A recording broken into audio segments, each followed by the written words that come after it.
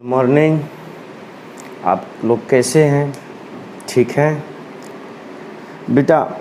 आज का दिन बहुत अच्छा दिन है। बहुत अच्छा दिन का मतलब ये नहीं कि आज संडे मंडे ट्यूसडे है। अच्छा इसलिए बेटा आज हम आपको एक बहुत अच्छा कॉन्सेप्ट फुल स्टडी कराने वाले उसकी। बेटा जैसे मैथ हमें पढ़ना है तो बेटा नंबर सिस्टम हो गया, कैलकुलेशन हो गया, ठीक है ना। वो सारी चीज़ें सीखना आपके लिए तो बहुत ज़्यादा ज़रूरी होता है। लेकिन बेटा आखिर हम कंपटीशन की मैथ कहाँ से शुरुआत करते हैं, हमारी चीज़ें कहाँ से शुरू होती हैं? तो बेटा वो टॉपिक होता है फ्रैक्शन से। किससे शुरू होता है? फ्रैक्शन। हिंदी में क्या बोलते हैं बेटा? भिन्न होते। ये बहुत खूबसूरत टॉपिक है बेटा। आप पढ़ोगे आपको लगेगा कि हाँ यहीं से लॉजिक शुरू होती है। जितनी भी लॉजिक होती है यहीं से शुरू होती है, फ्रैक्शन से। इसके पहले जो नंबर सिस्टम है, कैलकुलेशन है, सिंप्लीफिकेशन है, जो भी आप सीख रहे हो ना बेटा, वो सब कुछ आपकी मेहनत है। लेकिन वो आपको प्रैक्टिस कराएगी, मतलब वो आपके दिमाग एक अलग चीज़ है, एकदम डिफरेंट है मैथ में। वो आपको आना चाहिए, पहले से आना चाहिए था। लेकिन बेटा ये फ्रैक्शन है ना, यहीं से आपकी शुरू होती है मैथमेटिक्स। तो बेटा हम क्या बोलते हैं मैथमेटिक्स को? हम अपनी भाषा में बोलते हैं मैथमेटिक्स जो होती है तार्किक विचारों की कविता होती है। तो ये कविता है तो कविता समझ के पढ़िए, और कविता है तो खूबसूरत होगी, ठीक है। अब देखो बेटा हम फ्रैक्शन को बोलते हैं मदर ऑफ मैथमेटिक्स। क्या बोलते हैं? Mother of mathematics. देखो बेटा ये गणित की, अंक गणित की जान है, हार्ट है, ठीक है ना। फ्रैक्शन का ही एडवांस फॉर्मेट ये सारी चीज़ें हैं।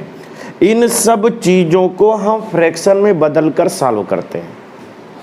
कहीं ना कहीं ये सारी चीज़ें इनडायरेक्टली फ्रैक्शन है। क्या बेटा? फ्रैक्शन है, ठीक है ना। तो बेटा कैसे है मैं धीरे धीरे पढ़ाता जाऊंगा, समझाता जाऊंगा, मगर इतना अभी ये समझ लो कि इन सब को हम फ्रैक्शन में बदलकर सॉल्व करते हैं। तो बेटा आपको फ्रैक्शन के ऊपर मेहनत करनी है, क्योंकि ये तार्किक विचारों की एक कविता है, ठीक है ना। तो बेटा उस कविता को समझना है। कैसे समझेंगे, क्या है वो समझाते हैं। तो बेटा समझ लीजिए, ये बेटा बढ़िया सा देख लो, बना लो कि बेटा फ्रैक्शन का जो एडवांस फॉर्मेट है वो परसेंटेज भी है, रेशियो भी है, एवरेज भी है, प्रोबेबिलिटी है। एडवांस मैथमेटिक्स टॉपिक है। परसेंटेज का जो भी यूज है, प्रॉफिट लॉस, इंटरेस्ट, ब्याज में यूज करते हैं। ब्याज टू टाइप्स का होता है, एसआई और सीआई। ये सारी चीजें बेटा जो जनरेट हुआ है वो फ्रैक्शन से हुआ है। इन सबको फ्रैक्शन में बदलकर सॉल्व करते हैं। रेशियो और परसेंटेज को मिलाओ तो एलिगेशन पे क्वेश्चन बनते, मिश्रण पे क्वेश्चन बनते। बात समझ में ना। एवरेज शुद्ध रूप से, एकदम प्योर शुद्ध रूप से फ्रैक्शन ही है।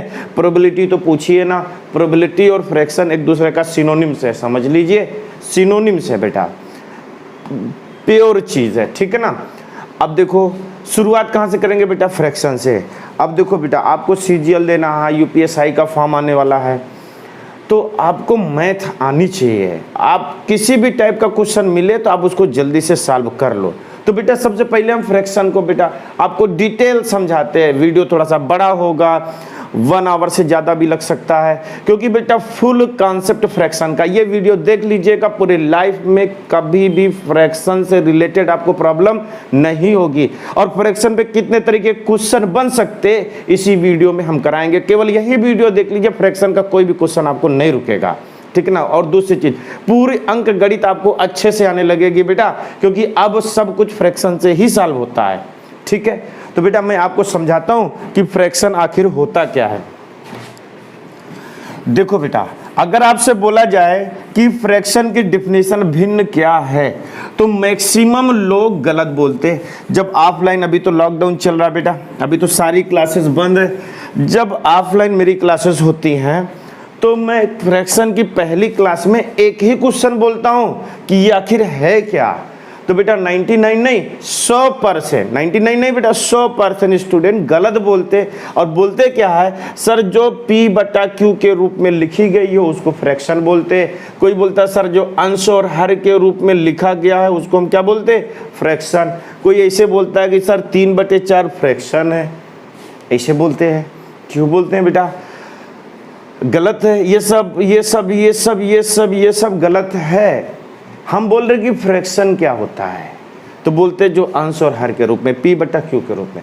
तो बेटा P बटा Q के रूप में तो बहुत कुछ लिखा जाता है, फ्रैक्शन को भी लिखा जाता है। देखो बेटा फ्रैक्शन को अंश और हर के रूप में लिखते हैं, ना कि अंश और हर फ्रैक्शन होता है। न्यूमरेटर और डिनोमिनेटर फ्रैक्शन नहीं होता, फ्रैक्शन को न्यूमरेटर और डिनोमिनेटर में लिखते हैं, अंश और हर में लिखते। इतनी बात समझ में।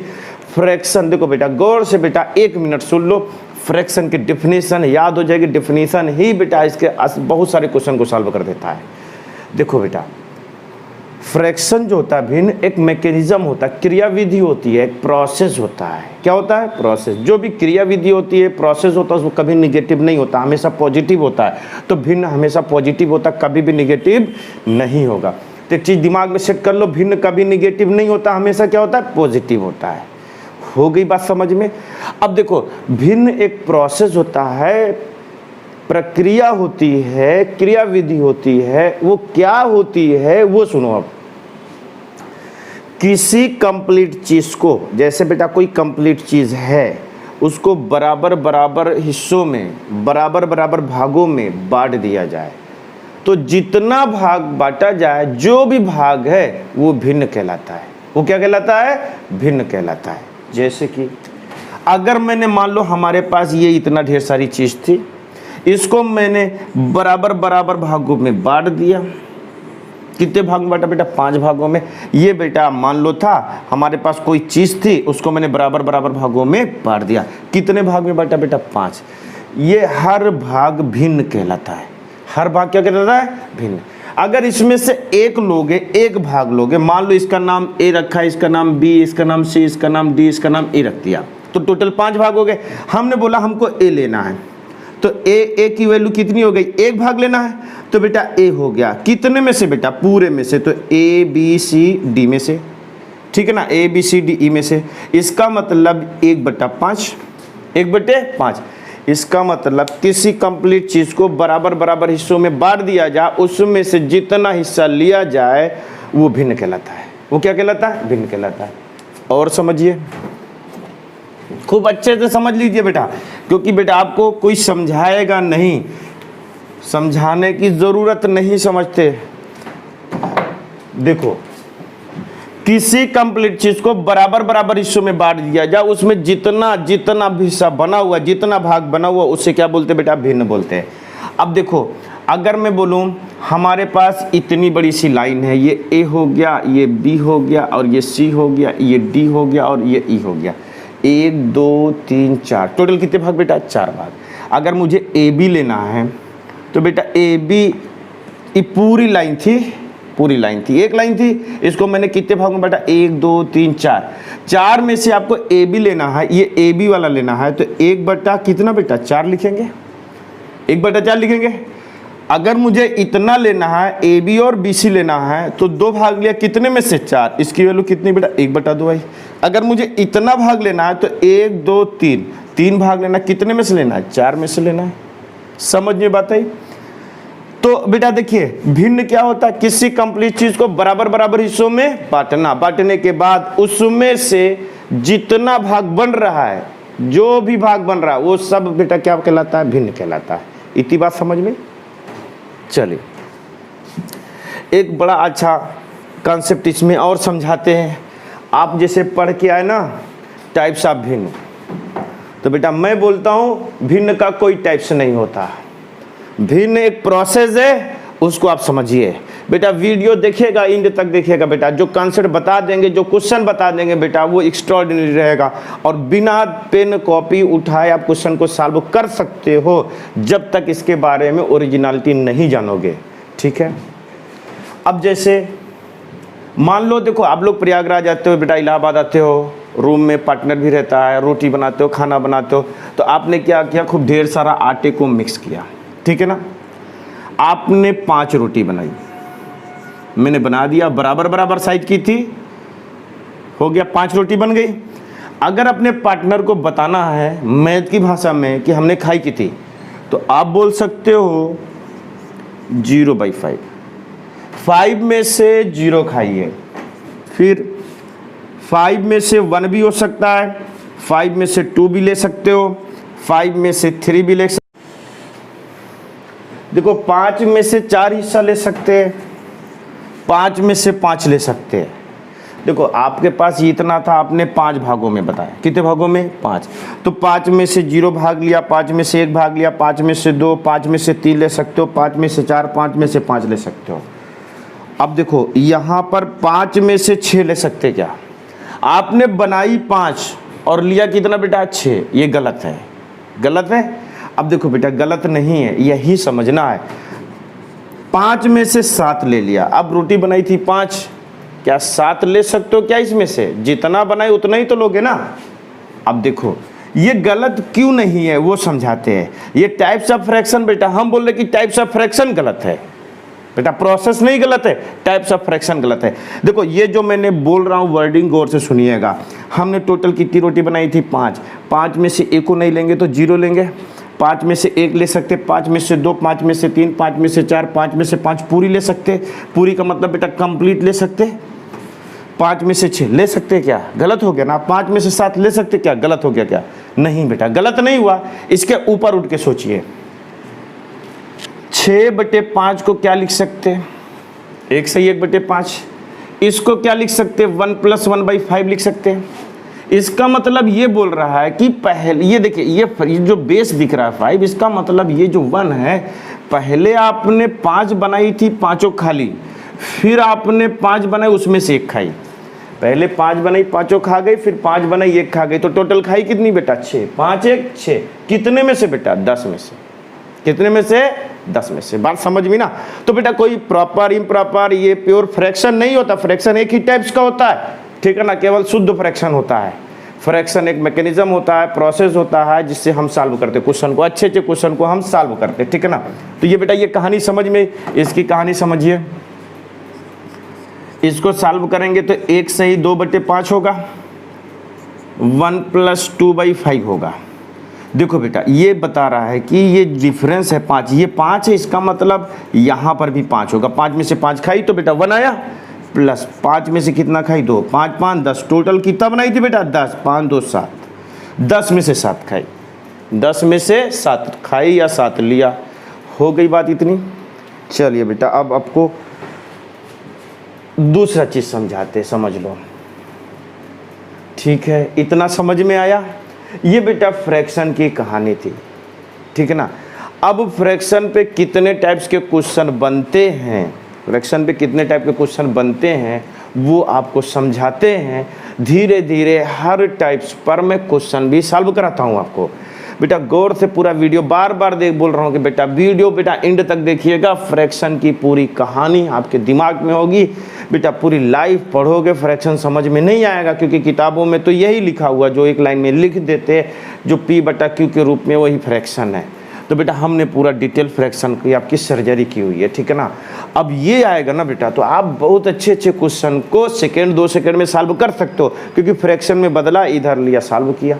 जैसे बेटा 1-2 क्वेश्चन में इस पे जनरल नॉलेज वाला क्वेश्चन मैं देता हूँ आपको, जीके का क्वेश्चन है, समझ लीजिए, वो आपको आना चाहिए। देखिए जीके का क्वेश्चन है। देखो अगर मैं बोलूं कि मैं कुछ बच्चों को टॉफी बांट रहा हूं, टॉफी का 3/5 भाग बांट दिया हमने, हमारे पास बहुत ढेर सारी टॉफी थी, टॉफी का 3/5 भाग बांट दिया, तो हमारे पास शेष जो टॉफी बचती है वो 16 टॉफी बचती है। कितनी टॉफी बचती है? 16। हमारे पास बहुत ढेर सारी टॉफी थी, टॉफी का 3/5 भाग मैंने कुछ बच्चों में बांट दिया, तो शेष कितनी बच रही है? 16 टॉफी। तो हमने बांटी कितनी है या टोटल टॉफी कितनी है? तो बेटा पूरी टॉफी का 5 हिस्सा बनाया। कितना हिस्सा? 5। हमारे पास बहुत ढेर सारी टॉफी थी, 5 पैकेट बनाया और 3 पैकेट बांट दिया। कितना पैकेट? 3। अगर 5 बनाया, पूरी टॉफी का 5 पैकेट बनाया और 3 पैकेट बांट दिया, तो बची कितनी पैकेट बेटा? 2 पैकेट। कितने में से बेटा? 5 में से। बची 2 पैकेट कितने में से? 5 में से। अब बेटा 2 पैकेट, देखिए पूरी टॉफी को बराबर बराबर हिस्सों में बांटा ना, तो हर हिस्से में मतलब हर पॉकेट में बराबर बराबर टॉफी होगी। अगर 2 पॉकेट में 16 टॉफी है तो बेटा 2 बनेगा 16, 2 में क्या मल्टीप्लाई किया जाए? 8, 8 दूनी 16, तो 8 को यहाँ पर मल्टीप्लाई कर दे, 8 पंचे 40, तो टोटल टॉफी कितनी बेटा? 40 टॉफी है। बात समझ में क्लियर हुआ? हमने बांटी कितनी, तो यही 8 को यहाँ पर मल्टीप्लाई कर दीजिए, 8 3 24 हो गया। समझ में बात आई? ठीक। अब एक क्वेश्चन इस पे और समझा देता हूँ बेटा, देखो मैं आपसे बोलता हूं, एक आदमी अपनी आमदनी का 5/8 भाग खर्च कर देता है। एक आदमी अपनी आमदनी का 5/8 भाग खर्च कर देता है, तो उसके पास 2400 रुपया शेष बचता है। एक आदमी अपनी आमदनी का 5/8 भाग बांटता है, तो उसके पास 2400 रुपया शेष बचता है। तो उस व्यक्ति की आमदनी कितनी? आमदनी कितनी? अब देखो बेटा, आप पूरी आमदनी का 5/8 मतलब पूरी आमदनी को 8 पैकेट में बदल दिया। कितने पैकेट में? 8, और 5 पैकेट खर्चा कर दिया, तो बचा कितना पैकेट बेटा? 3 पैकेट। और कितने में से बेटा? 8 में से 3 बचा। ये 3 पैकेट की वैल्यू कितनी बेटा? 2400। तो 3 बनेगा 24, 3 बनेगा 24, 3 8 24, 8 गुणा किया जाए, फिर 2 जीरो लगा दिया जाए ऐसे, मतलब 3 से इसमें भाग दो, जो भागफल आएगा इसका मतलब उस भागफल को यहाँ गुणा करोगे तो यही आएगा। 3 से इसमें भाग दे दो, जो भागफल आएगा उसमें गुणा करेंगे तो यही आएगा, ठीक है ना। अब 800 को यहाँ पर 8 को बेटा 800 गुणा 8 8 कितना होता है? 64, 6400। तो उस व्यक्ति की आमदनी कितनी बेटा? 6400 हो गया बात। एक क्वेश्चन बेटा और, बेटा वीडियो को बेटा आप रोक रोक कर आराम से देखिएगा, लॉजिक समझा रहे बेटा। अब देखो, एक आदमी काम कर रहा है, एक आदमी काम कर रहा है, काम का 3/7 भाग, एक आदमी किसी काम का 3/7 भाग 12 दिन में करता है। केवल बेटा कॉन्सेप्ट समझा रहे हैं। एक आदमी किसी काम का 3/7 भाग कितने दिन में करता है? 12 दिन में करता है। इक्वल ना लगाकर ऐसे लगा दिया जाए, बस मैं क्वेश्चन समझा रहा हूं। एक आदमी किसी काम का 3/7 भाग 12 दिन में करता है, तो शेष काम कितने दिन में होगा, या पूरा काम कितने दिन में होगा? बेटा लॉजिक लगाइए, 2 सेकंड में आंसर लिखने की जरूरत नहीं है। पूरे काम को 7 भागों में बांट दिया। कितने भागों में? 7। और कितना भाग किया? 3। देखो बेटा, एक काम था, उस काम को मैंने 7 भागों में बांट दिया, बराबर बराबर भागों में बांट दिया। तो हर एक काम को करने में जो भी समय लगेगा वो बराबर बराबर होगा। हर भाग को करने में जो भी समय लगेगा वो बराबर बराबर होगा। अगर मैंने 7 भाग बांट दिया, ऐसे 7 ऐसे डिसाइड कर दिया, 1 2 3 4 5 6 और ये 7, 1 2 3 4 5 6 7, ये काम था। मान लो पेंटिंग करने का काम था, दीवार की पेंटिंग करनी, तो दीवार को मैं 7 हिस्सों में बराबर बराबर हिस्सों में बांट दिया। तो हर हिस्से की पेंटिंग में जितना समय लगेगा वो बराबर बराबर होगा, ठीक है ना। अब देखिए 3 भाग, कितने भाग बेटा? 3 भाग, कितने दिन में बेटा? 12 दिन में। तो बेटा 12 को 3 भागों बांटोगे तो 4 4 आएगा, मतलब एक भाग करने में कितना दिन लगा? 4 दिन। शेष कितना बचा बेटा? 1 2 3 4, 4 हिस्सा बचा हुआ ना। तो बेटा एक हिस्से में 4 दिन, तो 4 4 8 4 12 4 16। बात समझ में ना। इसका मतलब ऐसे पढ़ना, तो 3 बनेगा, 12 क्या गुणा किया जाए? 4। तो बेटा यहाँ पर 4 गुणा कर दिया, 7 चौक कितना? 28। पूरा काम कितने दिन में? 28 दिन में। दूसरी चीज, 7 हिस्से में से 3 हिस्सा हुआ था, तो 4 हिस्सा बचा था ना, 4/7, और इसमें 4 गुणा किया तो 4 चौक कितना बेटा? 16 दिन। शेष काम 16 दिन में, पूरा काम 28 दिन में। बात समझ में आई? ठीक है। तो बेटा ये फ्रैक्शन का कॉन्सेप्ट था। अब इस पे बेटा टोटली 3 तरीके का क्वेश्चन पूछता है, तो उस तीनों कॉन्सेप्ट पे हमको मेहनत करने की जरूरत है, ठीक है ना, पढ़ने की जरूरत है। जो एग्जाम में क्वेश्चन आते हैं, स्टेट गवर्नमेंट में बेटा बहुत सारा क्वेश्चन आता है, टॉफी ओपी पे ही आता है एग्जाम में क्वेश्चन, ठीक है। तो बेटा अगला पढ़ते हैं कि कितने टाइप के क्वेश्चन पढ़ते हैं, हर टाइप से मेहनत करनी है हमको, तो बेटा वो आपको हम समझाते हैं। क्वेश्चन बनता है, किसी भी राशि को भिन्न के रूप में लिखना, ठीक है ना।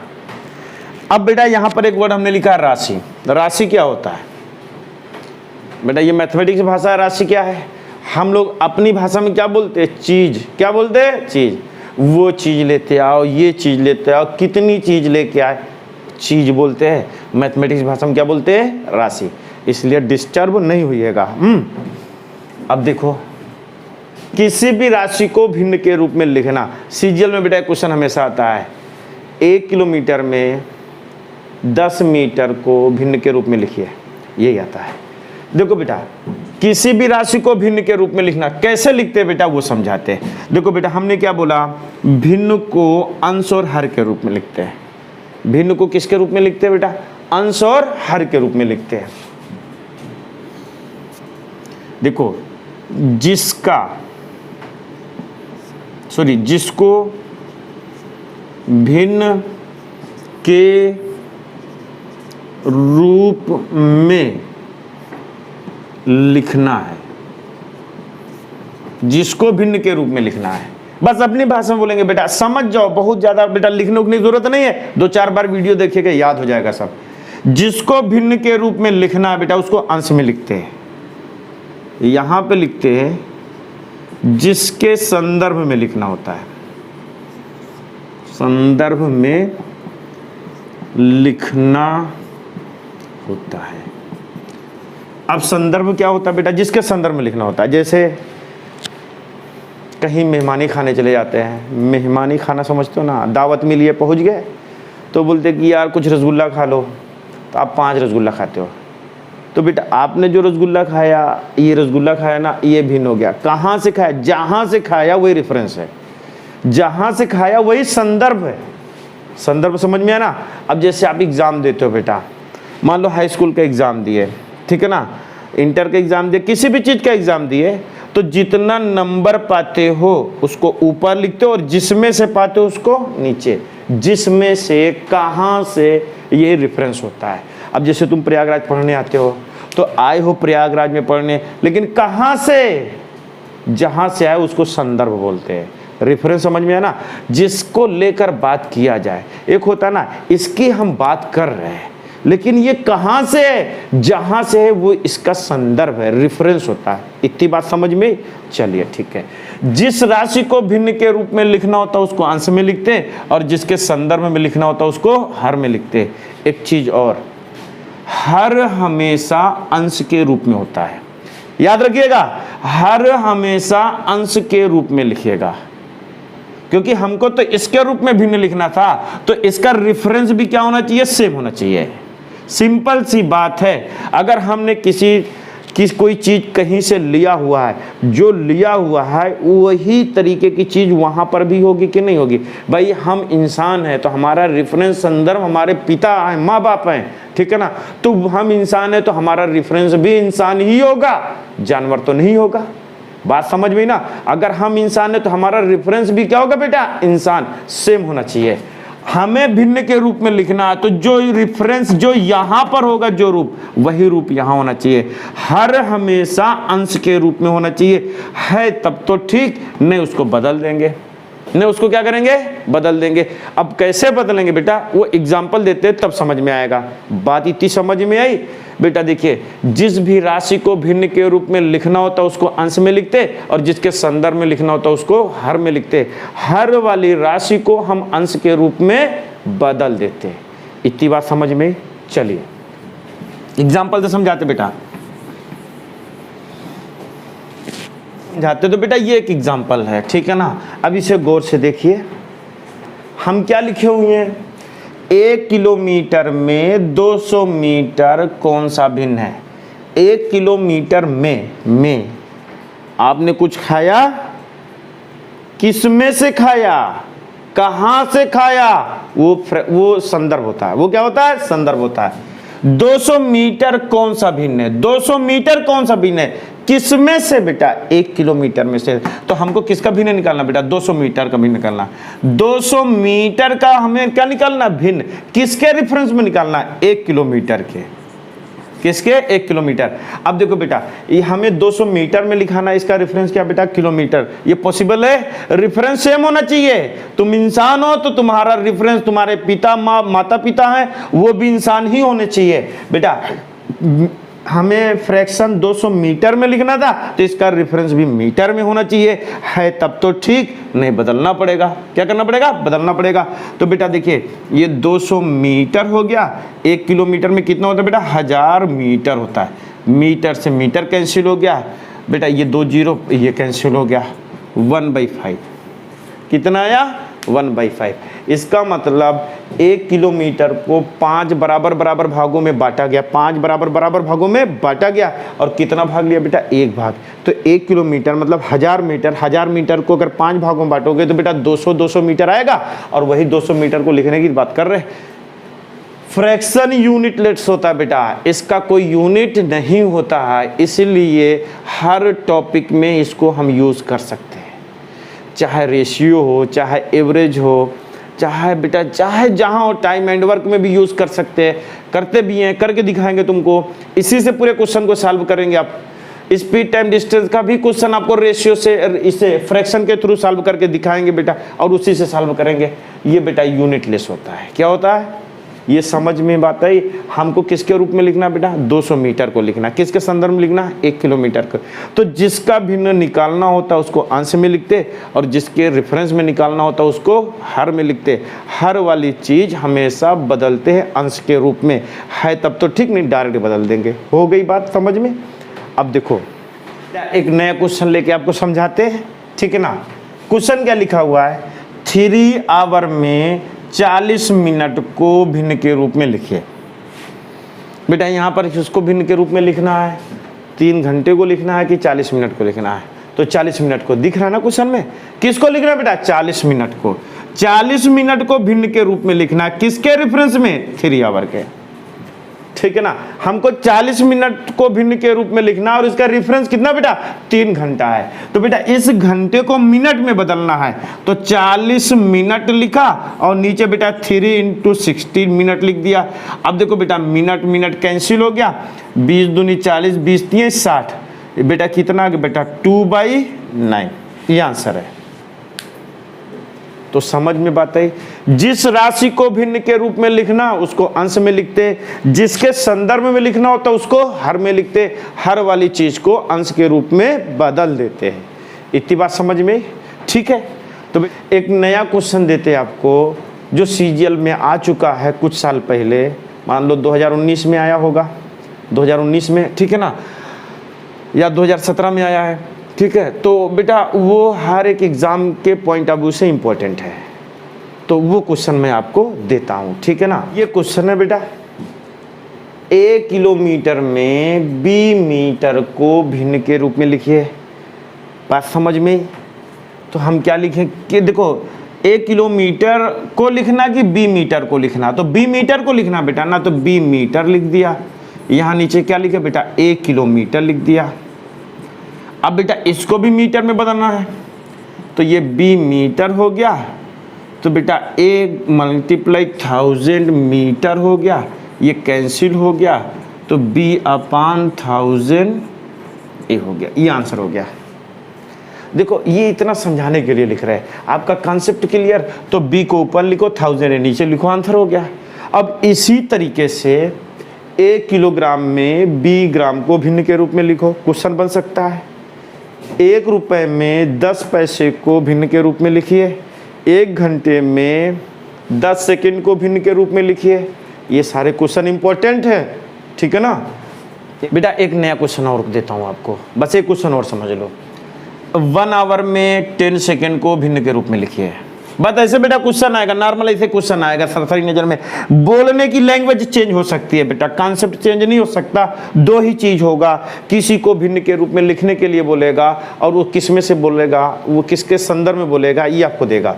तो हमको लिखना बेटा 10 सेकेंड, और बेटा 1 घंटा मतलब 60 सेकेंड हो गया, सॉरी 3600 सेकेंड। क्लियर हुआ ना बेटा? 1 घंटे में 60 मिनट होता है, 1 मिनट में 60 सेकेंड होता है, तो 3600 ये कैंसिल हो गया, तो 1/360। समझ में बात है? तो बेटा हम लिख सकते हैं कि नहीं लिख सकते? लिख सकते हैं ना। किसी भी राशि को भिन्न के रूप में आप बदल सकते हो कि नहीं बदल सकते हो? लिख सकते हो बेटा। पहला क्वेश्चन तैयार हो गया, ये इंपॉर्टेंट क्वेश्चन था बेटा, किसी भी राशि को भिन्न के रूप में लिखना हो गया। अब बेटा दूसरे टॉपिक का क्वेश्चन पढ़ते हैं, मतलब दूसरे टाइप का जो भिन्न होता है।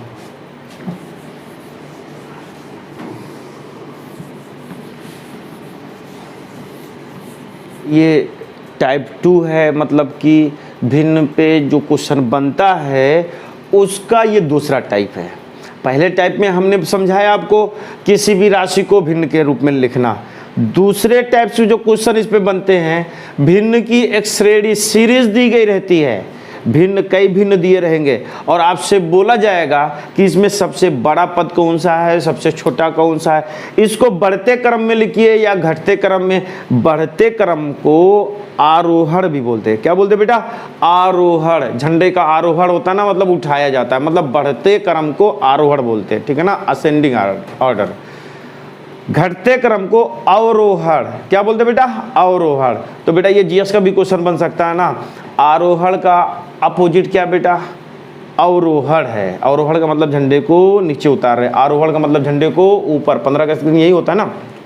चलिए देखो, भिन्न की श्रेणी दी रहेगी बेटा। मान लो कोई कंप्लीट वस्तु है, वो क्वेश्चन क्या होता है वो समझाते हैं। कोई कंप्लीट वस्तु है, इसको हमने पहले बी भाग में बांटा और उसका ए भाग लिया। कितना? ए। बेटा हम लोगों को पढ़ा दिया जाता है और बुक में लिखा होता है कि ये भिन्न की एक श्रेणी है, इसको बढ़ते क्रम में या घटते क्रम में लिखिए, इसका बड़ा पद या छोटा पद लिखिए। लेकिन बेटा उसकी जो ओरिजिनलिटी होती है ना, उसको आपको नहीं बताया जाता है। ये जो था, इसको हमने पहले बी भागों में बांटा। कितने भागों में? बी। और उसमें से कितना लिया बेटा? ए भाग लिया। फिर मैं बोल रहा हूं कि अच्छा इसको बी भाग में नहीं बांटते, इसको डी भाग में बांटते। कितने भाग में? डी। और उसमें से सी भाग लिया। कितना भाग लिया? सी। फिर मैं बोलता हूं ना, हम डी भाग में नहीं बांटते, इसको हम बांटते ई भाग में। और उसमें से लिया कितना बेटा? एफ लिया।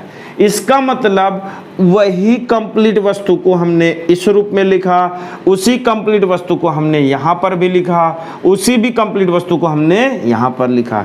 ये टोटल बेटा यही है। बी डी और ई जो था, ये टोटल कहाँ बेटा? ये पहली बार कंप्लीट वस्तु को हमने बी भागों में बांटा, उसमें से ए भाग लिया। कंप्लीट वस्तु को डी भागों में बांटा, फिर कितना लिया बेटा? सी लिया। कंप्लीट वस्तु को बेटा ई भागों में बांटा और कितना भाग लिया बेटा? एफ लिया। इसका मतलब बी डी और ई आपस में क्या बेटा? सब बराबर बराबर है। वैल्यू जो उसके अंदर है बराबर बराबर है। बात समझ में ही ना। अब जैसे ये कंप्लीट वस्तु था, इसको मैंने 3/5 भाग बांटा, इसका मतलब इसका 5 भागों में बराबर बराबर बांटा और 3 भाग लिया। फिर मैं बोलता हूँ 5 भाग में नहीं, इसको 8 भाग में बांटा। कितने भाग में? 8। इसी को मैंने 8 भागों में बांटा और इसमें से 5 भाग लिया। कितने भाग? 5। फिर बोलता नहीं यार ये गड़बड़ है, हमने 4 भागों में बांटा। कितने भागों में? इस कंप्लीट वस्तु को हमने 4 भागों में बांटा और इसमें से कितना भाग लिया बेटा? 3 भाग लिया। इसका मतलब ये 5 क्या है बेटा? इस पूरे कंप्लीट को 5 भागों में बांटा। कितने भागों में? 5। और उस 5 में से कितना लिया बेटा? 3। फिर मैंने बोला कि इस कंप्लीट वस्तु को हमने कितने भागों में बांटा है? 8। जब इसको 8 भागों में बांटा तो हर भाग में वैल्यू कम ज्यादा होगी, लेकिन ओवरऑल इसकी वैल्यू दोनों आपस में क्या है बेटा? बराबर है। क्या है? बराबर है। ये लॉजिक समझ में ही ना भाई। इसी को मैंने 3 पैकेट बनाया। मान लो ये आपकी आमदनी है। कितनी है? आमदनी है। पहले आपकी सैलरी पर मंथ उतना ही मिल रही है। आज की डेट में सैलरी मिली तो मैंने 5 पैकेट बनाया और 3 पैकेट खर्चा कर दिया और 2 पैकेट अपनी सेब जेब में रख लिया। 2 पैकेट जेब में रख लिया। फिर दूसरे महीने की सैलरी हुई, हमने 8 पैकेट बनाया। तो बेटा वही सैलरी का 5 पैकेट बनाया था तो हर पैकेट में बराबर बराबर वैल्यू रखी थी, बराबर बराबर पैसे रखे थे। फिर मैंने 8 पैकेट बनाया तो हर पैकेट में बराबर बराबर रखा। तो बेटा इसके एक पैकेट में और इसके एक पैकेट में वैल्यू कम ज़्यादा होगी ना। उसी चीज़ को 5 भागों में बांट रहे हो, उसी चीज़ को कितने भागों में बांट रहे हो? 8 भागों में बांट रहे हो। जो मैं समझाना चाहता हूँ वो समझ रहे हो ना आप? क्लियर समझ रहे हो? चलिए फिर ठीक है। अब बेटा ये श्रेणी है, सीरीज है, ये फ्रैक्शन है। इसको बेटा हमें बताना बढ़ते क्रम में लिखना और घटते क्रम में लिखना। बस बेटा 2 सेकंड सुन लीजिए, पूरे लाइफ टाइम बेटा 2 सेकंड 10 सेकंड में आंसर आएगा कैसा भी। बस बेटा इसके बारे में 2 सेकंड सुन लीजिए, जो मैं बोल रहा हूं उसको गौर से सुन लीजिएगा, आंसर आ जाएगा। जब हमको फ्रैक्शन की श्रेणी दी गई हो और आपसे बोले इसका बढ़ता क्रम में लिखिए, घटते क्रम में लिखिए, सबसे बड़ा पद कौन सा है, सबसे छोटा पद कौन सा है, तो बेटा एक सिंपल काम करिए, अंश और हर का डिफरेंस निकालो। अंश और हर का डिफरेंस निकालो। सभी के अंश और हर का डिफरेंस निकालते, उस डिफरेंस से, उस अंतर से सभी के अंशों में अपने अपने अंशों में भाग दे देते हैं। फिर गौर से सुनो, सभी श्रेणी के जितने भिन्न हैं, हमने 3 भिन्न लिखा हुआ है, प्रत्येक भिन्न का अंश और हर का डिफरेंस निकालते हैं। इनका भी, इनका भी, इनका भी, इनके डिफरेंस से इनके अंशों में भाग देते हैं, और भाग देने पर जो भागफल सबसे बड़ा वो श्रेणी का सबसे बड़ा पद होगा, और जो भागफल सबसे छोटा वो श्रेणी का सबसे छोटा पद होगा। बात समझ में आई? 3 और 5 का डिफरेंस कितना बेटा? 2, और 2 में 3 से भाग दोगे तो बेटा कितना आएगा? 1.5 आएगा। कितना आएगा? 1.5। 5 और 8 का डिफरेंस कितना बेटा? 3, और 3 से इसमें भाग दोगे तो बेटा 1.66 आएगा। 3, 4 और 3 का डिफरेंस कितना आएगा बेटा? 1, और 1 से 3 में भाग दोगे तो भागफल कितना आएगा? 3 आएगा। अब समझिए,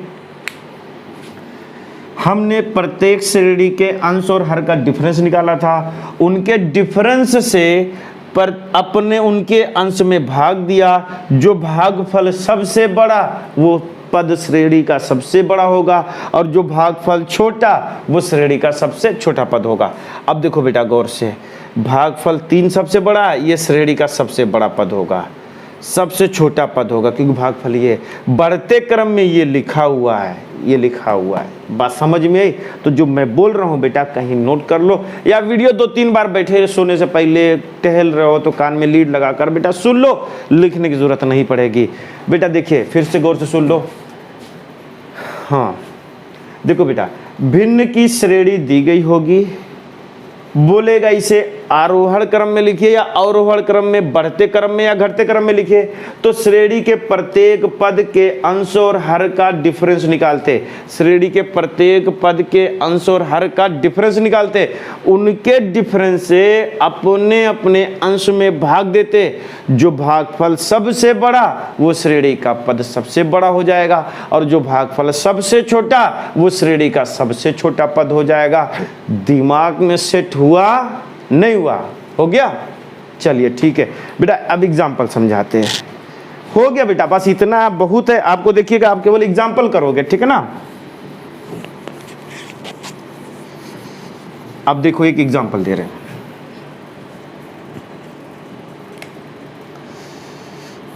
ये है, ठीक है ना, ये हो गया।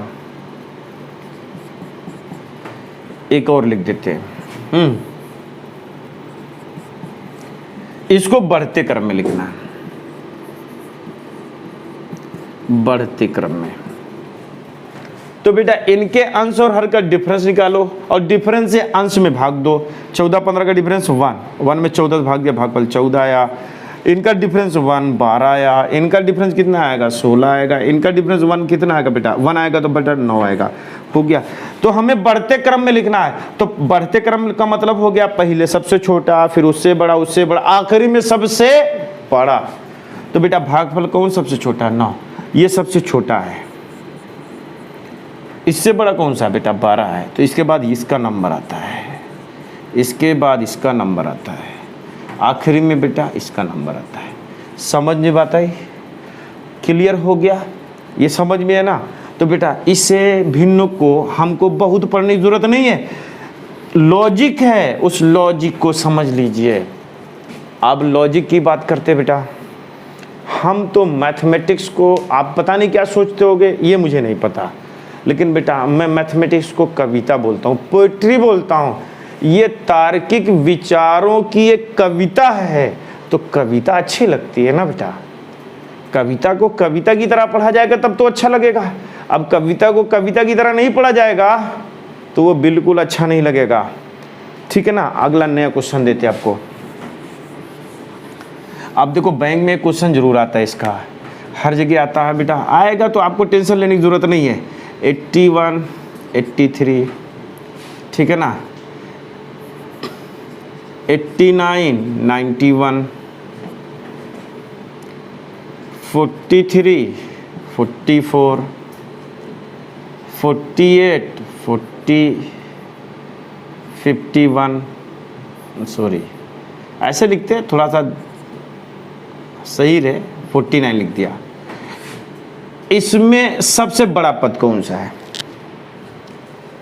इसमें सबसे बड़ा पद कौन सा है? इनका डिफरेंस कितना बेटा? 2 से भाग दोगे तो 40 आएगा।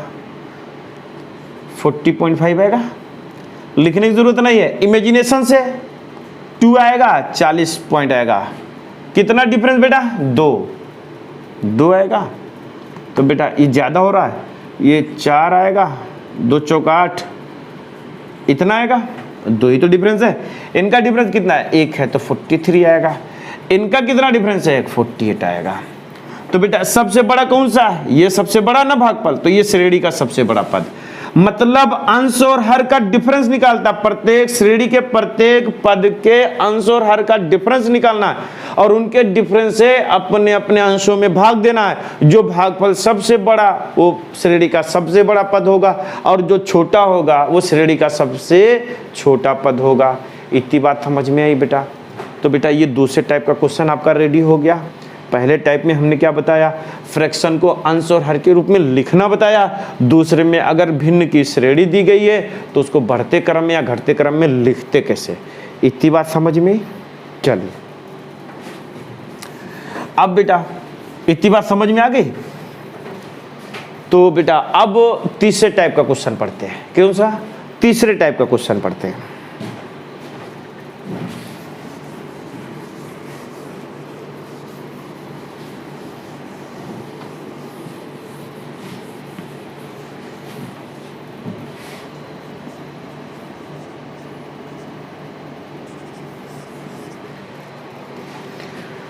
बेटा अब तीसरे टाइप का क्वेश्चन पढ़ते हैं। बेटा ये जनरल नॉलेज है, जीके है और क्वेश्चन भी एग्जाम में बहुत आते हैं, तो ये पढ़ना हम लोगों को बढ़िया से पढ़ना, इसके बारे में आपको बहुत अच्छे से पढ़ना। बेटा ये तीसरे टाइप का क्वेश्चन है, ठीक है बेटा? तीसरे टाइप में जो क्वेश्चन है, क्वेश्चन से हम आपको समझाते हैं।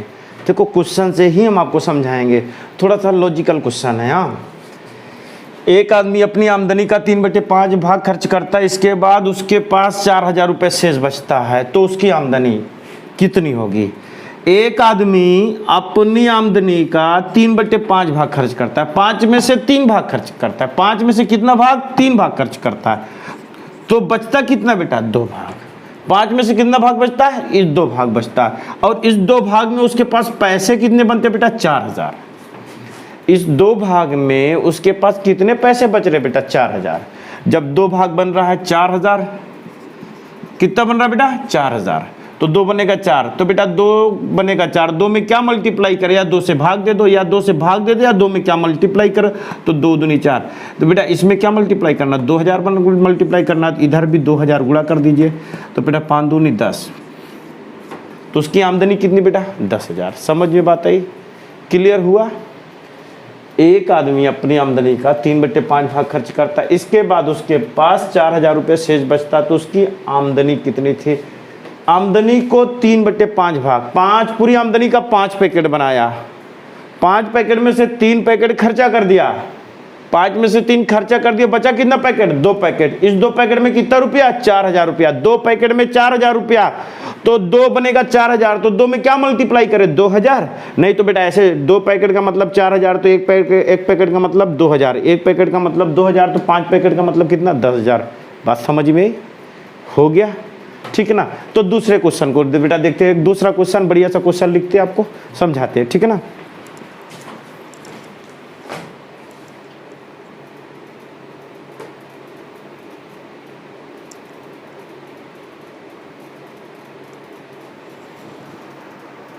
ये नया क्वेश्चन है, इसके बारे में हम आपको समझाते हैं। एक व्यक्ति अपनी यात्रा का 5/8 भाग तय करता है, पूरी यात्रा का 5/8 तय करता है, तो वह 60 किलोमीटर यात्रा करता है। देखो बेटा पूरी यात्रा का 8 भागों में, पूरी यात्रा को 8 भागों में बांटा। कितने भागों में? 8। बेटा देखिए फ्रैक्शन के नजरिए से पढ़ते हैं। पूरी यात्रा को 8 भागों में बांटा और कितना तय किया बेटा? 5। 8 में से 5 चल गया, तो बचा कितना बेटा? 3 बचा हुआ है। क्वेश्चन क्या बोला है? अगर वो 5/8 भाग तय करता है तो वह 60 किलोमीटर चलता है। कितना? 60 किलोमीटर। इसका मतलब इस 5 भाग का मतलब कितना होगा बेटा? 60 किलोमीटर। तो बेटा क्या गुणा कीजिए? 12 पंचे 60। जो भी क्वेश्चन पूछेगा उसमें क्या मल्टीप्लाई करना है? 12। तो अभी उसे कितनी यात्रा करना शेष है। 8 में से 5 भाग तय किया तो कितना बचा हुआ है बेटा, 3। किस में से बेटा, 8 में से। 8 में से 3 बचा हुआ है।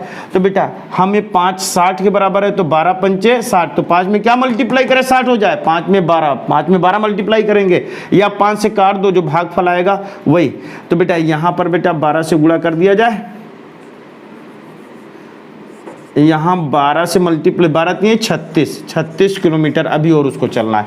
अगर बेटा 12 से इसमें 12 8 96 96, टोटल 96 किलोमीटर की दूरी चलना था उसे।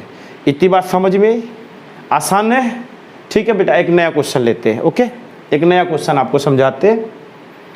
ठीक है बेटा, ठीक है समझाते हैं। किसी खंबे का 4/7 भाग कीचड़ में धंसा है। कोई खंबा है, उसका 4/7 भाग कीचड़ में धंसा है। यदि इसका 1/3 भाग बाहर खींच लिया जाए, देखो 4/7 भाग तो कीचड़ में धंसा हुआ था, फिर मैं बोल रहा हूं कि जो भी खंबा था उसका 1/3 भाग ऊपर खींच लिया जाए। ठीक है, तब खंबे का 250 सेंटीमीटर भाग कीचड़ में धंसा, फिर भी 250 सेंटीमीटर कीचड़ में धंसा है, तो खंबे की लंबाई होगी। मतलब बेटा समझिए क्वेश्चन, बेटा एक बार देख लो। देखो बेटा मतलब समझिए, पहले हमने किसी कीचड़ में एक खंबे को गाड़ के रखा हुआ है। खंबे का 4/7 भाग, कितना भाग, 4/7 भाग हमने कीचड़ में धंसाया हुआ है। फिर मैं क्या बोलता हूँ कि जो खंबा था उसका 1/3 भाग बाहर खींच लो, बाहर खींच लिया, फिर भी खंबा कीचड़ के अंदर है, तो खंबे का कितना भाग कीचड़ के अंदर है बेटा, सॉरी कितना भाग है, खंबे का 250 सेंटीमीटर हिस्सा कीचड़ में धंसा हुआ है। तो बेटा हमें बोल रहा है कि खंबे की लंबाई कितनी। तो बेटा इसको मैं 3 तरीके से समझाता हूँ, समझने की कोशिश करिए। अगर मैं बोलूँ कि माना खंबा x मीटर लंबा है, x सेंटीमीटर लंबा है, कितना, x सेंटीमीटर, तो बेटा x का कितना भाग, 4/7 भाग कीचड़ में धंसा था। x का 4/7, पूरे खंबी की लंबाई का 4/7 कीचड़ के अंदर धंसा था, और फिर उसको मैंने निकाला, तो जो धंसा था उसी में से तो निकालना ना, कितना निकालना, जितनी लंबाई था उसका 1/3 भाग निकाला।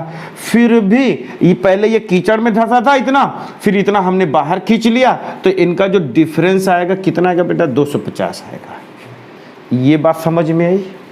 इसको सॉल्व करेंगे, x की वैल्यू आएगी, आंसर आएगा। इतनी बात समझ में आई। ये पहला तरीका, ये सॉल्व कर लोगे ना बेटा, एक का मतलब मल्टीप्लाई होता है, सॉल्व करके बताएं कि सॉल्व कर लोगे, ठीक है ना। हम सॉल्व कर देते हैं।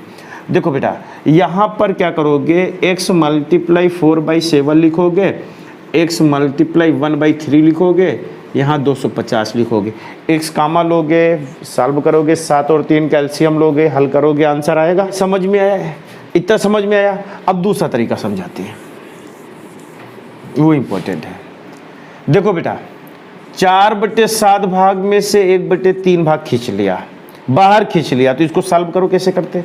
ये 21 लिखा, 7 3 21, 3 चौक 12, 3 7 21, 7 हुआ बेटा, कितना 5/21 आया, हो गया। अब देखो बेटा ये बचा कि खंबे की लंबाई, देखिए बेटा पहले पूरे हिस्से का 4/7 था, कितना था 4/7, और 7 लंबाई थी, 4 बाहर था, फिर मैंने 1/3 भाग खींच लिया, इसको घटाया बेटा तो 5/21 आया। इसका मतलब अब खंबे की लंबाई ये 5 कीचड़ में, टोटल खंबे की लंबाई कितनी 21, और कीचड़ में कितना है 5, 5 बनेगा 250, क्या मल्टीप्लाई किया जाए 50, इधर भी 50 मल्टीप्लाई करोगे तो 21 पंचे 105 होता है सेंटीमीटर, ये आंसर है। समझ में बात है। देखो टोटल 4/7 था, इसमें से 1/3 भाग खींच लिया, तो बेटा इसको जब सॉल्व किए तो 5/21 आया, मतलब खंबे की लंबाई 21 थी, अब कीचड़ में बचा कितना बेटा 5 बचा हुआ है। इतनी बात समझ में। ये एक दूसरा तरीका हो गया। इस क्वेश्चन को हम तीसरे कॉन्सेप्ट में सॉल्व करते हैं, वही कॉन्सेप्ट आप अपने दिमाग में रखिएगा, बाकी सीखिएगा सब। तो बेटा तीसरा कॉन्सेप्ट क्या है कि खंबे की लंबाई का 4/7 भाग कीचड़ में धंसा है। अभी खंबे की लंबाई 7 मान रहे और कीचड़ में कितना मान रहे, 4। अब हम बोल क्या रहे हैं कि जो भी खंबे की लंबाई है उसका 1/3 भाग कीचड़ से बाहर खींच रहे। तो बेटा गौर से देखिए, यहाँ खंबे की लंबाई 7 है और कीचड़ में कितना, 4। तो खंबे की लंबाई का 1/3, तो 7 गुणे 1/3 बोलोगे तो बेटा 3 से 7 कटेगा नहीं, इसलिए डिस्टर्बेंस हो जाएगा। इसलिए पहले देखो इस 7 को जो यहाँ पर उसका 3 का मल्टीपल बनाते हैं, क्योंकि उसका 1/3 निकालेंगे तो वैल्यू आसानी से मिलेगी। तो बेटा हम क्या करेंगे, इसका 3 का मल्टीपल 7 त्रिक 21 कर दिया, 7 त्रिक 21, तो 4 3 12। इसका मतलब खंबे की लंबाई 7 नहीं बेटा, खंबे की लंबाई कितनी, 21। और 21 भाग में से 12 भाग कीचड़ में है, तो और भी कीचड़ में 12 भाग है, तो हमको और निकालना बाहर, हमको और निकालना है बाहर, ठीक है ना। कितना निकालना बेटा, 1/3 निकालना। किसमें से, जो खंबे की लंबाई है, खंबे की लंबाई कितनी हो चुकी है, 21, तो बेटा 7, मतलब 7 और निकालना है। 12 था कीचड़ के अंदर, उसमें से 7 निकाल लिया, तो बेटा बचा कितना बेटा भाग, 5 भाग। कितने में से बेटा, 21 में से 5 भाग बचा हुआ है। पहले तो बेटा क्वेश्चन में 4/7 था, मैं बोला कि नहीं खंबे की लंबाई 7 नहीं मानते, 21 मानते हैं, तो खंबे की लंबाई 21 हो गई, तो बेटा कीचड़ में कितना है, 12। फिर 1/3, खंबे की लंबाई का 1/3, खंबे की लंबाई 21 है ना, इसका 1/3 कितना है, 7 और निकालना, तो 12 में से 7 और निकालना, 12 कीचड़ में था ना, 12 में 7 निकालने कितना बचेगा बेटा, 5। इसका मतलब कीचड़ में अब कितना बचा है, 5, और वैल्यू कितनी बेटा, 250। कीचड़ में 250 बचा हुआ है ना, और फाइनल कीचड़ में भाग कितना बचा है, 5 भाग बनेगा, 250। क्या मल्टीप्लाई किया जाए बेटा, 50। इधर भी मल्टीप्लाई 50 कर दोगे तो बेटा 1050 सेंटीमीटर आंसर हो जाएगा। इतनी बात समझ में आई, क्लियर हुआ, ठीक है, समझ में बात आई। चलिए बेटा, ये क्वेश्चन समझ में आया कि नहीं आया, बेटा बार बार वीडियो देखिएगा, 2-4 बार देखोगे तो बेटा पूरा प्रोसेस दिमाग में आपके सेट हो जाएगा। बेटा ये एक क्वेश्चन है, बहुत खूबसूरत सा क्वेश्चन है, आपको समझाते हैं, फ्रैक्शन का ही है। हाँ, एक आदमी अपनी आमदनी का 2/5 भाग भोजन पे खर्च करता है, 3/10 भाग मकान किराए पे खर्च करता है और 1/8 भाग कपड़ा खरीदने पर खर्च करता है। उसके पास 1400 रुपया शेष बचता है, मतलब उसकी ये आमदनी है। बेटा प्रोसेस समझाते, आमदनी है, आमदनी का 2/5 भाग खर्च किया भोजन पर, किसी चीज पर खर्च किया, भोजन पर खर्च किया। फिर आमदनी का 3/10 भाग खर्च किया, ठीक है ना, मकान किराए पर। फिर इसी आमदनी का 1/8 भाग खर्च किया। तो किसका बेटा, इसी आमदनी का खर्च करते हुए गया, फिर उसके पास जो शेष बच रहा है, शेष बच रहा है, कितना बच रहा है, 1400 रुपया। तो बोला जा रहा है कि उसकी आमदनी कितनी। तो बेटा ये बताइए, ये 5 हिस्से में से 2 हिस्सा बोल रहे हो, 10 हिस्से में 3, ये सारा खर्च तो किसी एक जगह से हुआ है। तो इन मतलब जो भी खर्च हुआ, ये तीनों का खर्च एक जगह से हुआ है, तो इन तीनों का रेफरेंस बराबर होना चाहिए, रेफरेंस बराबर होना चाहिए ना। जैसे 5 में से 2 भाग खर्च हुआ, 10 में से 3, 8 में से 1, तो बेटा खर्च तो एक ही जगह से हुआ, तो जहां से खर्च हुआ तो पैसा सबके लिए बराबर है। भाई आपने आमदनी है, आपके पास पैसा सैलरी है, तो आप अपने घर पे गए तो माँ को दिया, तो टोटल में से दिया ना, टोटल मान लो आपकी 10,000 सैलरी है तो माँ को दिया कुछ पैसा, फिर उस 10,000 सैलरी में पापा को दिया, सबको दिया, तो बेटा जिसमें से दिया वो तो हर जगह बराबर होना चाहिए। तो बेटा ये हर जगह बराबर होना चाहिए, तो इसको बराबर कर लीजिए, तो इसका एलसीएम कितना आएगा बेटा, 40 आएगा। समझा रहे, केवल 40 आएगा। तो 5 बनेगा 40, तो 5 अट्ठे 40, 8 दूनी 16, हो गया 16। 10 चौक 40 होता है, तो 4 तिहाई 12 हो गया। 8 पंचे 40, तो 8 पंचे 40, 5 हो गया। अब देखो बेटा समझिए, पहले वाला किस पर खर्च था, भोजन पर, तो बेटा 40 में से 16 भोजन पे खर्च हो गया है। बेटा ये समझा रहे हैं इसलिए, नहीं तो आंसर तो बेटा आ चुका है, बेटा 2 सेकंड का आंसर है। 40 में से 16 भाग किस पे खर्च किया है, भोजन पे खर्च किया है। 1/8 मतलब 3/10, 3/10 मकान किराए पर, तो 3/10 की वैल्यू 12 है, तो ये किराए पर हो गया, किराया हो गया। फिर बेटा 1/8 पर कपड़ा खरीदने पर, तो बेटा ये कपड़ा पर हो गया। मतलब 40 में से 16, 40 में से 12, 40 में से 5, तो बेटा ये इसको काउंट करिए कितना हुआ, इतना तो खर्च हो गया ना, शेष बचा हुआ है। तो 16 12 5 17 33 हुआ, कितना हुआ बेटा 33 ही तो हुआ ना 33।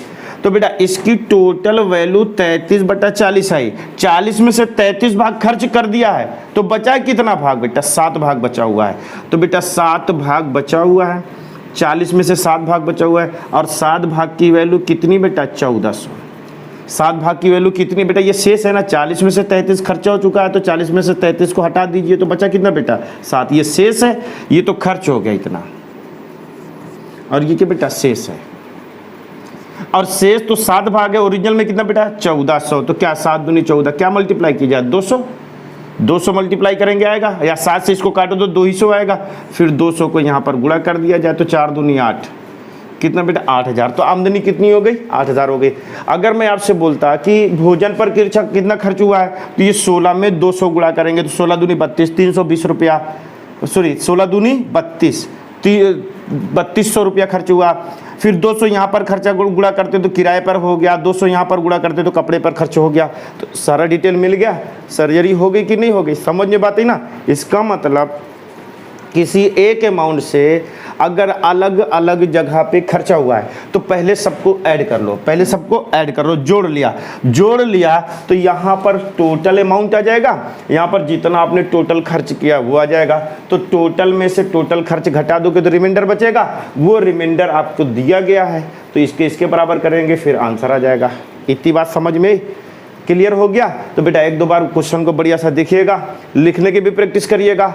अब नया क्वेश्चन देते बेटा, देखो बेटा ये दूसरा नया क्वेश्चन है, इसमें अलग लॉजिक है। देखो अलग लॉजिक का मतलब क्वेश्चन समझिए। एक आदमी अपनी आमदनी का 1/3 भाग भोजन पर, फिर बोल दिया शेष। इसका मतलब जो बांट दिया, जो बचा उसका 1/3, टोटल का 1/3 नहीं। देखो बेटा पहली बार तो 1/3 बांट दिया, 1/3 बांट दिया, जो शेष बचा हुआ है उसका 1/4, फिर जो शेष बचा हुआ है उसका 1/5। क्लियर। तो थोड़ा सा मैं आपको समझाता हूं। जैसे इसके पहले वाले क्वेश्चन में था, एक आमदनी थी, सारा पैसा इस पर खर्च हो रहा था, सारा पैसा इस पे खर्च हो रहा था। यहां पर क्या हो रहा है कि इसका जब 1/3 भाग खर्च कर रहे हो तो जो शेष, ये आमदनी थी तो ये शेष बचा हुआ है, तो जो आगे खर्च कर रहे हो 1/4 वो इस पर नहीं, जो शेष बचा हुआ है इस पर 1/4। क्लियर हुआ। फिर से जो शेष बचा हुआ है इस शेष पर कितना खर्च कर रहे हो बेटा 1/5, तो ये शेष बच रहा है। क्लियर हुआ। तो दोनों में क्वेश्चन में डिफरेंस था। इसके पहले वाले क्वेश्चन में क्या था कि पूरा जो खर्च हो रहा है उसी आमदनी पर हो रहा है, इसी आमदनी का 1/3, इसी आमदनी का ये, इसी आमदनी का ये, इसी आमदनी का। यहाँ पर क्या हो रहा है, खर्च करने के बाद जो शेष बच रहा है उस पर खर्च हो रहा है, खर्च करने के बाद जो शेष बच रहा है उस पर खर्च हो रहा है। तो बेटा एक चीज समझिए, जब किसी एक चीज पर खर्च होता है तो सारी चीजों को ऐड कर देते हैं, सारी चीजों को ऐड कर देते हैं। अगर एक ही चीज पर खर्च हो रहा है तो मान लो इस पर जो भी खर्च हो रहा है ABC, तो इन सबको क्या करेंगे बेटा ऐड कर देंगे, यहां टोटल रहेगा। तो जो भी इसके पहले क्वेश्चन समझाया था। लेकिन बेटा जब शेष बचे तो जो खर्च कर रहे हो ना, तो उसमें से जो बच रहा है उन सबको मल्टीप्लाई कर दो। जैसे 1/3 भाग खर्च कर रहे हो भोजन पर, तो शेष बोला है तो 3 हिस्से में से एक हिस्सा खर्च किया तो बचा कितना बेटा 2/3, यहां मल्टीप्लाई करना। शेष जब आए तो मल्टीप्लाई करना है।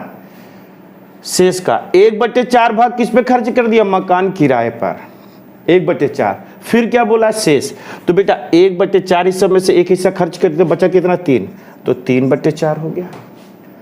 फिर क्या बोला है, शेष बोला है तो 3/4, 4 में से एक खर्च किया तो शेष कितना बचा 3। फिर का मतलब मल्टीप्लाई 1/5 भाग कपड़े पर खरीदने पर खर्च किया है, कपड़ा खरीदने पर खर्च किया है, खर्च करता है 1/5 भाग कपड़ा खरीदने पर खर्च करता है। इसके बाद उसके पास इतना शेष बचता है।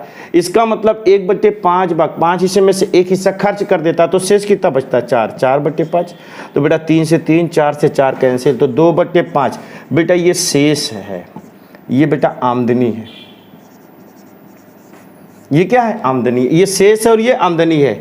शेष के देखो बेटा, शेष कितना बेटा 2, और यहां पर कितना 1760, तो इसकी वैल्यू 1760 आएगी। 2 की वैल्यू कितनी आएगी 1760, तो 2 बनेगा, 2 से काट दीजिए, 2 8 16, 2 8 16, 880 आएगा। इसका मतलब 2 में 880 गुणा करोगे तो ये बनेगा, इसमें भी 880 गुणा कर दीजिए। 0 5 8 40 5 8 40 4400, ये आमदनी है। समझ में बात आई? आपको दिख रहा है? क्लियर हुआ? देखो, जब किसी एक अमाउंट पर खर्च होता है तो सारे अमाउंट को ऐड कर लेते हैं। ऐड करने के बाद जो अंश है वो खर्च की गई राशि हो गई और जो हर है वो टोटल आमदनी हो गई। लेकिन खर्च करने के बाद जब शेष बोले तो इसका मतलब उन सब को जो शेष बच रहा है सबको मल्टीप्लाई कर देते हैं। मल्टीप्लाई करेंगे तो बेटा ये सारी चीज शेष थी तो शेष ही बचेगा और ये टोटल बच जाएगा। आमदनी कितनी? 2। तो शेष ये हो गया, आमदनी ये हो गई। 5 में से 2 शेष बचा, इसका मतलब 3 आपने टोटल खर्चा कर दिया। टोटल 3 क्या कर दिया? खर्चा कर दिया। तो 2 बनेगा कितना बेटा? 1760। तो 2 में क्या मल्टीप्लाई करें? 1760। न समझ में आया तो 2 से इसमें भाग दीजिए, जो भागफल आएगा इसका मतलब भागफल को ही 2 से गुणा करोगे तो ये आएगा। इस भागफल को यहाँ पर गुणा करोगे तो क्या मिलेगा? आंसर मिलेगा। समझ में बात आई? वीडियो का 1-2 बार देखिएगा बेटा, आपको पूरी लॉजिक समझ में आ जाएगी, पूरी लॉजिक। इसके पहले वाला क्वेश्चन और ये वाला क्वेश्चन 2 अलग अलग हो गया। पहले वाले क्वेश्चन में क्या था? टोटल खर्च एक अमाउंट से हो रहा था, इसमें खर्च करने के बाद जो शेष बच रहा उस पर खर्च हो रहा था, ठीक है ना। अब इन दोनों टाइप के क्वेश्चनों को मिक्स करके एक टाइप का क्वेश्चन बनाते, वो क्वेश्चन आपको देते, ठीक है। वो क्वेश्चन आपको हम देते हैं बेटा। ये क्वेश्चन पिछले दोनों क्वेश्चनों को मिलाकर हमने बनाया है, ठीक है। अब देखो, एक आदमी अपनी आमदनी का 1/3 भाग भोजन पर शेष का, क्या बोल दिया? शेष का। इसका मतलब 1/3 खर्च कर दिया तो जो शेष बच रहा है उस शेष पर खर्च हो रहा है। कितना खर्च हो रहा है? 1/4। 1/4 किराए पर, तथा लिखा, देखो शेष नहीं लिखा, तथा 1/5 भाग कपड़ा पर खरीदता है, खरीदने पर खर्च करता है, तो उसके पास 1760 रुपये शेष बचता है। अब देखो बेटा, इसमें थोड़ा लॉजिक है। देखो, एक आदमी था, देखो इसमें लॉजिक है। एक आदमी था, उसने अपनी आमदनी का 1/3 भाग खर्च कर दिया, तो जो शेष बचा हुआ उस शेष में से, मान लो आमदनी ये थी, ठीक है ना, इसमें से 1/3 खर्च कर दिया तो ये शेष बच गया। ये क्या बच गया? शेष। इस शेष में से 1/4 और इस शेष में से 1/5, तो ये दोनों अमाउंट तो इस पर से खर्च हो रहा है ना, तो ये दोनों अमाउंट इस पर खर्च हो रहा है, इसको ऐड कर दिया जाए। तो इसको ऐड करेंगे तो 20 आएगा, 5 आएगा, 4 आएगा, 9/20 आएगा। इसका मतलब एक आदमी था, अपनी आमदनी का 1/3 भाग खर्च किया, तो जो शेष बच रहा है उस शेष पर दो जगह पैसे खर्च हुआ, तो दोनों को ऐड कर लिया तो टोटल 9/20 आ गया ना। तो इस शेष का कितना? 9/3 भाग खर्च, इस 9/3 भाग खर्च होता है, ठीक है ना। अब देखो, खर्च कर दिया तो लास्ट में कितना पैसा बच रहा है? 1760 बच रहा है। मतलब 3 हिस्से में से 1 हिस्सा खर्च किया तो बचा कितना हिस्सा बेटा?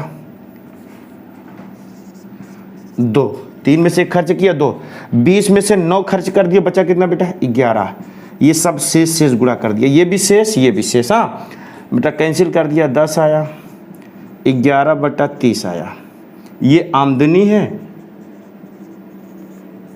और ये क्या बेटा? शेष। ये शेष है।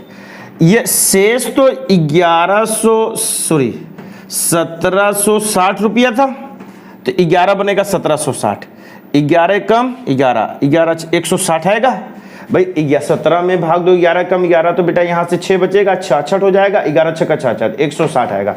इस 160 को हम यहाँ मल्टीप्लाई कर देते हैं, ठीक है ना। 160 से यहाँ पर मल्टीप्लाई कर देते हैं तो 16 3 48,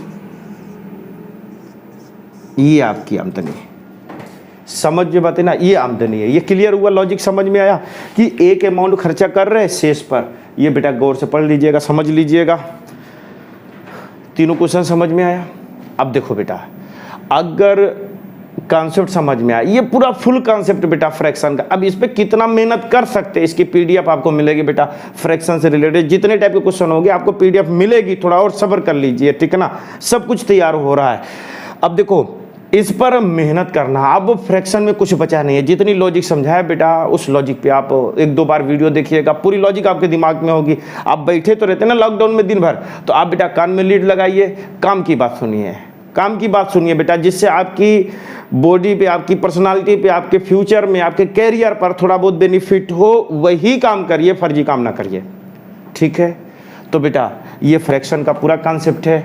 अगर बेटा वीडियो समझ में आया हो, कॉन्सेप्ट अच्छा लगा हो, तो प्लीज़ वीडियो इस चैनल को ज़रूर शेयर करिएगा, इस वीडियो को ज़रूर शेयर करिएगा, सब्सक्राइब करिएगा, अपने दोस्त फ्रेंड जो भी हैं उनको एक बार ज़रूर मोटिवेट करिएगा कि कम से कम फ्रैक्शन का कॉन्सेप्ट तो समझ ले, पढ़े ना पढ़े फ्रैक्शन का मतलब क्या होता है ये भी तो समझ ले। नहीं पूरी ज़िंदगी फ्रैक्शन पढ़ने के बाद ही केवल यही रट्टा मार के बैठेंगे कि फ्रैक्शन का मतलब अंश और हर होता है, ठीक है। तो बेटा हम इस पर एक नया वीडियो और बनाएंगे, फ्रैक्शन 2, उस पर केवल क्वेश्चन करेंगे। तो बेटा अगले वीडियो के लिए वेट करिएगा, वो फ्रैक्शन की प्रैक्टिस कराएंगे, बढ़िया से प्रैक्टिस कराएंगे। तब तक के लिए आप इस वीडियो को बार बार देखिए, अपने कॉन्सेप्ट को एकदम से क्लियर कर लीजिए, ठीक है ना। Thank you.